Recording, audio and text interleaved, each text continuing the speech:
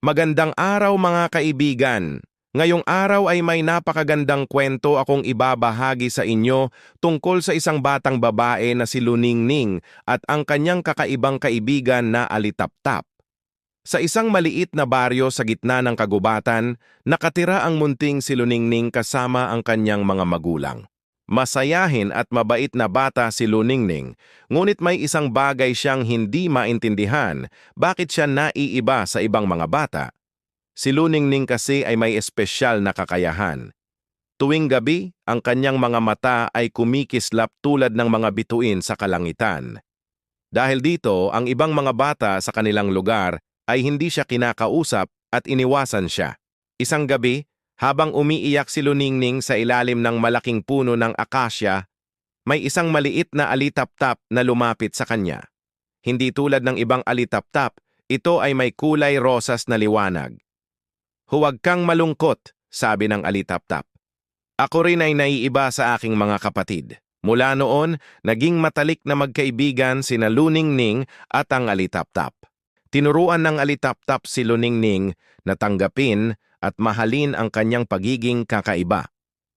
"Ang ating pagkakaiba," sabi ng alitaptap, "ay hindi hadlang, kundi regalo."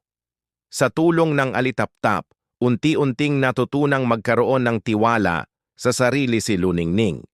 Hindi na siya nahihiya sa kanyang kumikislap na mga mata.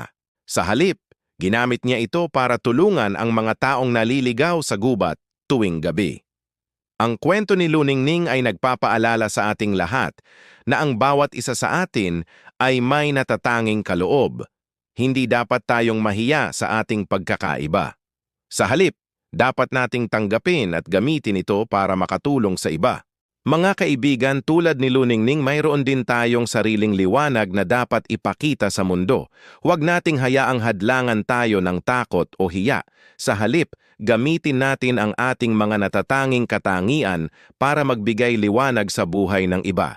Maraming salamat sa inyong pakikinig sa kwento ni Luningning at ng kanyang kaibigan na Alitaptap. Kung nagustuhan ninyo ang kwentong ito, huwag kalimutang pindutin ang like button at mag-subscribe sa aming channel para sa mas marami pang kwentong magbibigay inspirasyon at aral sa ating lahat. Tandaan ninyo mga kaibigan, ang pagiging kakaiba ay hindi kapintasan. Ito ay isang regalo na dapat nating pahalagahan at ipagmalaki. Hanggang sa muli mga kaibigan, paalam!